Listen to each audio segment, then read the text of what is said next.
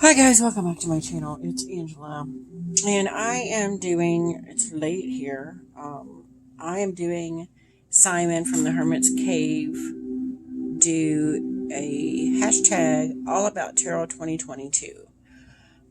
I think I have a feeling he did one of these before, but I can't remember how far back it was because I'm fairly new to tarot.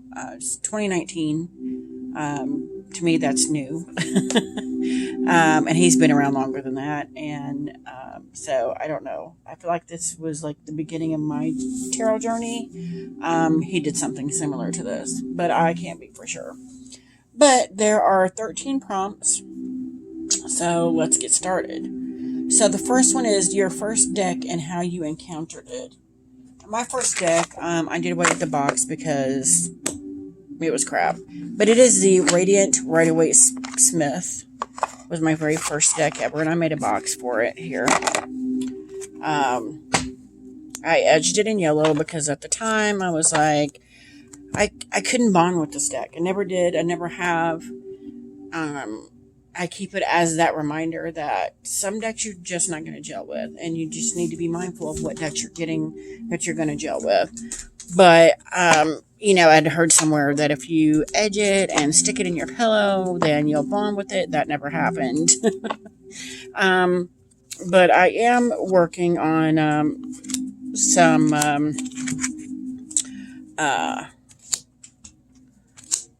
Lisa Pappas did something on her channel, and I'm working on that. That's why they're in order. And there's some that's got writing on it in marker. Back in here, yeah, like here, on the borders, which, yeah, I hate borders, but white, especially big white borders. I mean, it's pretty and all. I think it would have happened with any deck that I got right off the bat. It just happened to be this specific one I got.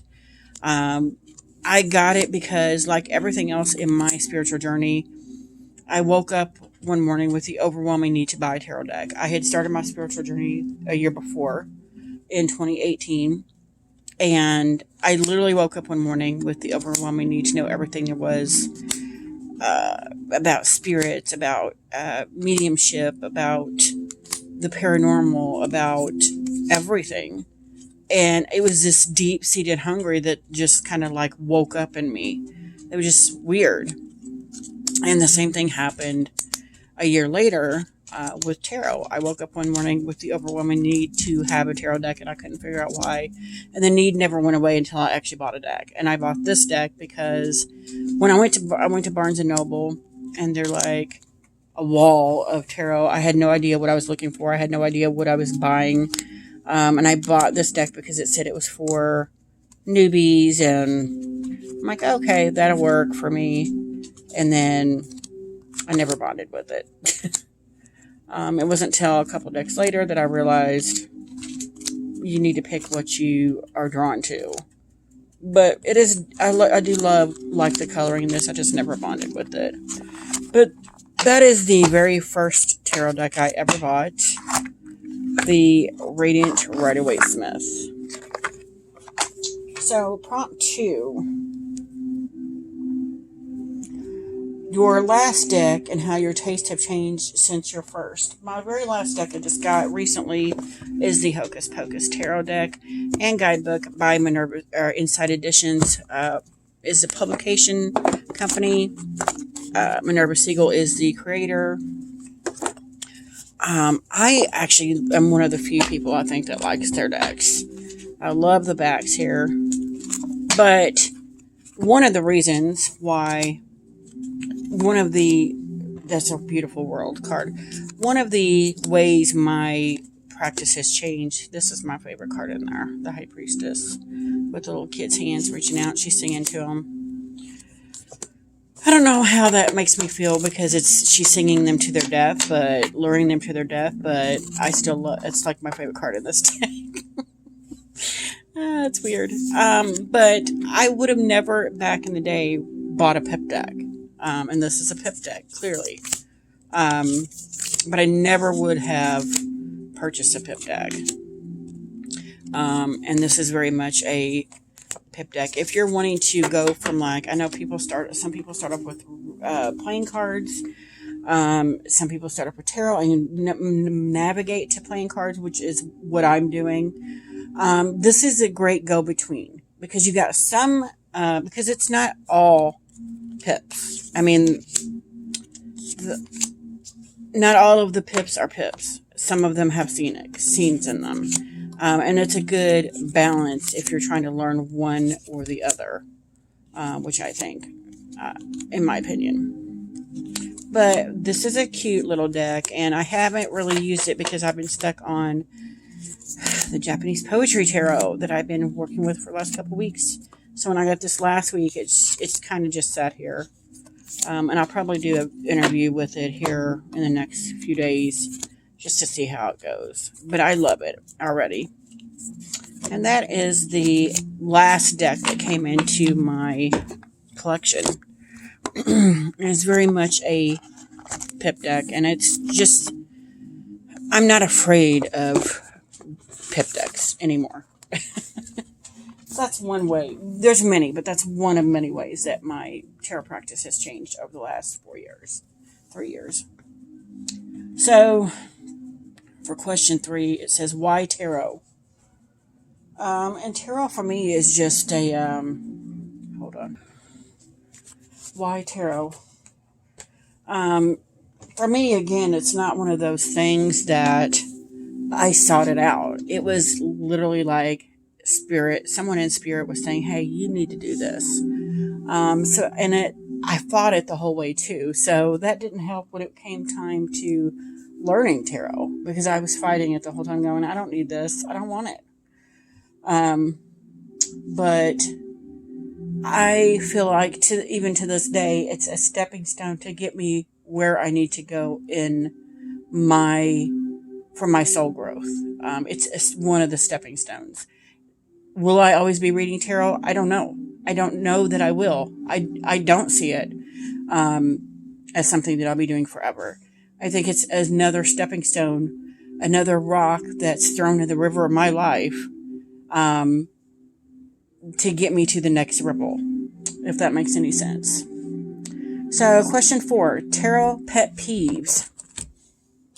And I'll show you right now my biggest tarot pet peeve. This is the Eurocraft Tarot.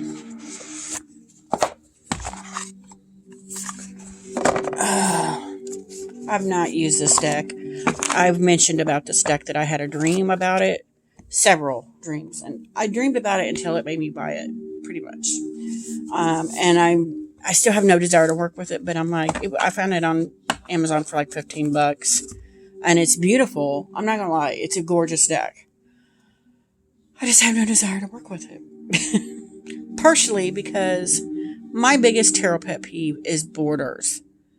Not just big, white, horrid borders, which is probably part of the reason why I don't like this deck, the first one I just showed you. Because it has these huge white borders, and I'm like, the artwork is stunning. You don't need a border. And then they add another micro border to it, and I'm like, why are there 2 borders? I would have shown you the Gaian Tarot, but I've taken all the borders off that deck. This is the first one I thought of, because I haven't corrected it yet. Or modded it yet. But it's a beautiful deck, and I think that's part of the reason I'm not working with it, is because I cannot stand huge white borders. And then they've added another little, there's my favorite card in any deck. We'll talk about that in a minute. I can't stand it. Like, why are you hindering all this beautiful artwork with double borders? And one is a huge, horrible white border. I don't get it. I don't get it at all. Sometimes it feels like, especially with this deck, it feels like it's suffocating the artwork in it, which just blows my mind, because it's gorgeous artwork. Why are we protecting it? Let it free. Let it breathe. So that is the Eurocraft Tarot. The deck that stalked me until I bought it. Yeah, and it's published by Red Wheel. So for the next question, those tarot pet peeves, favorite tarot spread. And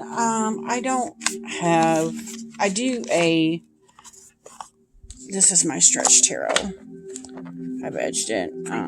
But this is the deck I pull out for past life readings. I do have a specific... Wow. I'm just noticing that bird in the nest for the first time in this deck. And I've used this deck so many times. That's weird. Weird. But I use this deck for past life readings. My favorite spread ever is a past life spread. If I remember, I will figure out a way to post the... Because I have to find it. If I can find it, I will post the... I'll just post the link below to the video I did with this deck, with the past life spread that I found on Nina from Shuffle Tarot's channel. Because I just copied it off what she did, and that's how I've been doing it. But I use this deck to do that mostly. I have a couple decks that I use for past life reading, but this is the one I always reach for past life readings. It's a 10 card spread, so it's quite large. And then depending on what your follow-up questions are, the spread could go on for hours.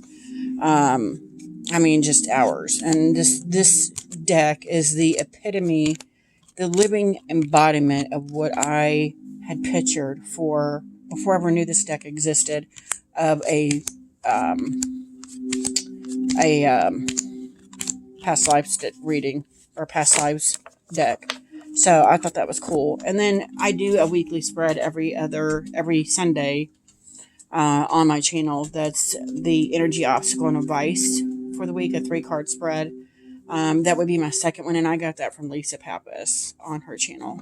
So that's pretty much it for spreads. I just really started getting into them in the last year and a half maybe. So I don't do spreads quite often. So that was that question. Your preferred tarot system? Well, that would be the RWS, because it's easy. I do have a couple. I do have a Thoth deck. I do have a couple, like 3 Marseille decks now, and a couple Lenormand decks. I use them, but I don't use them, if that makes any sense. They're for specific purposes, but most of my decks are RWS. And then I have the occasional that goes its completely own way, like my stretch tarot here. So that was number 6. Number 7, tarot rituals. My only tarot ritual I do, and I've stuck with since day 1 of starting my tarot journey, is when I get a deck in, I will cleanse it, usually in dragon's blood incense. I don't know why, but 9 times out of 10 has to be dragon blood's incense. Don't know why. But it just feels right. And then the last couple years, I've started where I'll immediately do a walkthrough of it. I will then cleanse it, and then I feel like it's able to be used. So yeah, that's my tarot rituals. That's all I do. Number 8, how to use tarot, introspection or divination, etc. I feel like it's a combination of both, actually. I am a medium. I am psychic. I am empathic also. I'm still learning all of those things. I'm very new at it.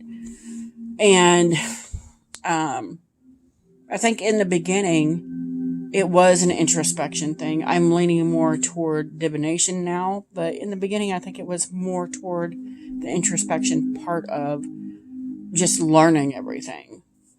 If that makes sense. So number 9, your significator card and why you feel it represents you. And my significator card, I just had it here, is in my Light Seers Tarot. The very first, this is the 3rd tarot deck I ever bought. And this card is why. It is the 8 of Swords. we can hem and haw and say, oh, like the Chariots of my soul card based on numerology. I can say, oh, I'm like the Queen of Pentacles or the King of Swords, which I am, like both of those. But all day long, or like the Hermit because I'm a Virgo, I can say those are significator cards all I want. But in the end, at the end of the day, the Eight of Swords is my significator card, regardless of what things should be. Partly because the only card in this deck, the very first deck I bought, this is the only card that I read actually related to. Because I've been this person bound and blindfolded. And not just because I put myself there or I was too blind to see the situation. Others put me in those situations. And I had no choice. I had no way to get out. Or I felt that way. And then when I started my tarot journey, when I bought this deck, I bought the Illuminati and I was drawn to it. And then the Eight of Swords in that, and I'm like, why am I stalking the Eight of Swords? And then I bought this card and I'm like, oh my God, that's me. That literally looks like me at a time in my life when I was younger that I felt this way.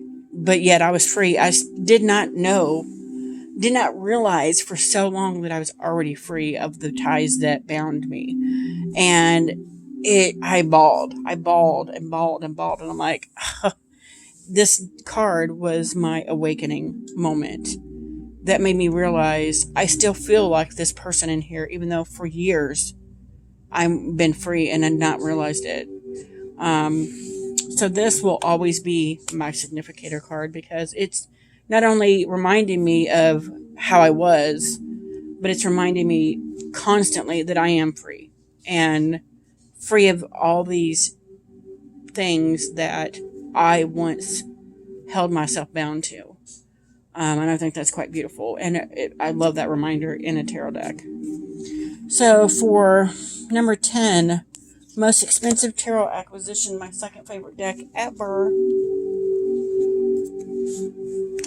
it is the Bone, Stone, and Earth Flesh Tarot. I have the sepia tone version, and this is by Evelyn Cameron and Anna Torian did the artwork. Gorgeous, gorgeous deck. I mean, gorgeous deck. This was my most expensive deck. The sepia tone that I got on Make Playing Cards was just as expensive. So I could have shown either one, but who wouldn't want the chance to see the colored version? I mean, come on, it's gorgeous. It is out of print.